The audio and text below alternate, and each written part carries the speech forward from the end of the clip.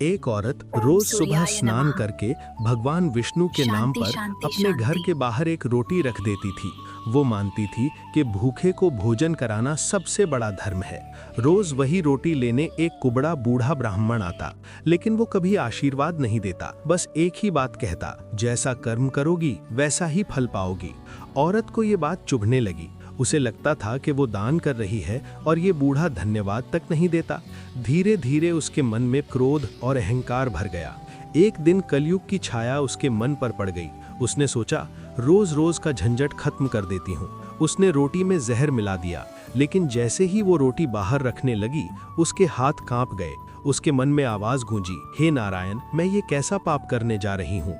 उसने तुरंत वो जहरीली रोटी अग्नि में डाल दी और नई शुद्ध रोटी बनाकर बाहर रख दी। थोड़ी देर बाद बूढ़ा आया, रोटी उठाई और वही कहा, जैसा कर्म वैसा ही फल।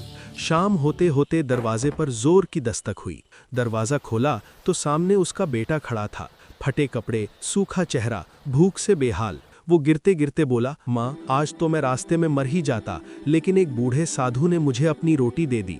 माँ का कलेजा कांप उठा। वो समझ गई, वो रोटी वही थी जो उसने सुबह भगवान के नाम पर बनाई थी।